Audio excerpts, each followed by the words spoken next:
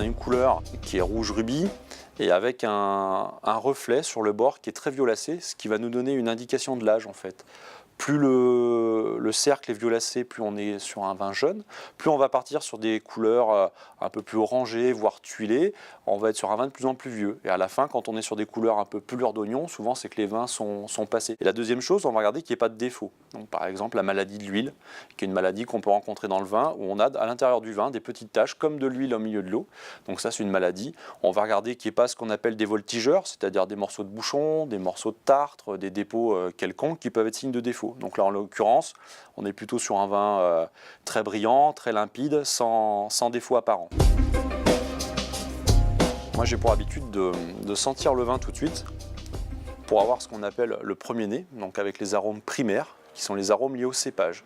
Donc ça correspond en fait aux molécules aromatiques les plus légères, et je les sens tout de suite parce qu'après, elles peuvent disparaître et on ne les retrouvera plus. En l'occurrence, là, on est sur un premier nez très fruits rouges, avec des notes de fraises des bois, framboises, quelque chose de très gourmand, un nez qui est assez engageant, qui donne envie de déguster. Et seulement après, une fois que j'ai eu ce premier nez, je vais commencer à re-regarder le verre pour voir effectivement le gras qui se dépose, voir s'il y a des larmes, donc ce qu'on appelle des larmes ou des jambes, voir si elles sont nombreuses, si elles coulent doucement ou rapidement. Plus elles seront nombreuses, plus elles vont couler lentement le long du verre, plus le vin aura de la matière, aura de la structure. Donc on fait tourner tout doucement le vin dans le verre. Le fait de l'agiter, ça va permettre aux molécules les plus lourdes de rentrer dans la cheminée du verre avec l'air, de tourner et d'amener les molécules les plus lourdes, donc les arômes secondaires.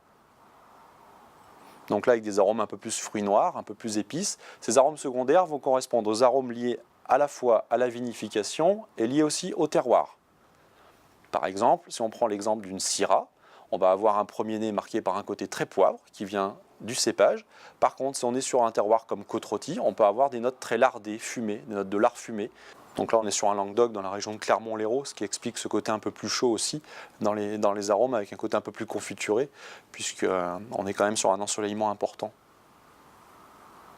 Alors les arômes tertiaires, en fait, ça va être vraiment les molécules les plus lourdes qui vont arriver à la fin, qui sont des arômes liés soit à l'élevage, par exemple l'élevage en fût. On sait par exemple que sur un vin blanc, même sur un vin rouge, mais c'est peut-être plus facile sur un vin blanc, si on perçoit des notes de noix de coco, on sait qu'on est sur un fût de chêne américain. C'est une des spécificités. Par exemple, c'est le genre d'astuce qui vous permet en dégustation à l'aveugle peut-être de vous situer dans un pays ou sur une spécificité. Donc ça, c'est des petits détails qui sont liés aux arômes tertiaires. Et sinon, c'est les arômes de vieillissement. C'est par exemple les notes de sous-bois, de truffe qu'on peut avoir sur les grands Pomerol, les grands Saint-Émilion au bout de 7, 8, 10 ans.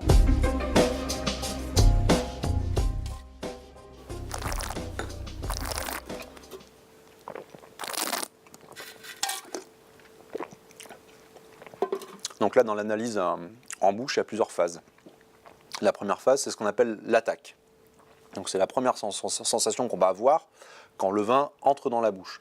Donc là, en l'occurrence, on a une sensation un peu de fraîcheur, quelque chose d'assez frais. Ensuite, on a le milieu de bouche. Le milieu de bouche, c'est ce qu'on a avant d'avaler ou avant de recracher, en l'occurrence, ce côté un peu plus riche. On le voit tout à l'heure, on avait des larmes qui étaient assez importantes, on le ressent. Quand on fait tourner le vin dans la bouche ou quand on mâche le vin, parce qu'il faut le mâcher pour voir s'il y a des tanins en fait. Le vin, ça se mâche et ça se mélange à la salive. Là, en l'occurrence, on n'a pas de tanins. On n'a rien qui accroche. On est sur quelque chose d'assez riche, assez gras, avec beaucoup de fruits. On retrouve le fruit qu'on avait au nez. Et vous avez pu remarquer que j'ai fait un peu de bruit. J'ai fait rentrer de l'air en bouche. Alors ça, c'est pour la rétro-olfaction. C'est-à-dire qu'en fait, la bouche, elle, n'est capable de savoir que les 5 saveurs. Sucré, salé, amer, acide, umami. Donc je fais rentrer de l'air en bouche. Comme j'ai du vin en bouche, l'air va ressortir automatiquement par le nez et donc va amener les arômes de la bouche au nez et c'est mon nez qui va ressentir ces parfums-là. Donc ça, c'est ce qu'on appelle la rétro-olfaction et c'est là où on retrouve les notes de fraises, les notes d'épices douces qu'on avait tout à l'heure sur le nez. Et ensuite, ce qu'on appelle la finale. Donc là, la finale, c'est la longueur, une fois qu'on l'a recraché ou avalé sur un repas, c'est la longueur où le vin va rester en bouche et la sensation qu'on va avoir. En l'occurrence, sur ce vin-là, malgré un milieu de bouche assez rond, assez chaleureux, on n'a aucune note alcooleuse. Pour un vin du Sud, on repart sur une finale assez fraîche, presque mentholée, qui redonne envie. Donc ça va nettoyer le palais, ou sur un plat, ça permettrait de nettoyer la bouche et de remettre une fourchette en bouche sans avoir le palais saturé.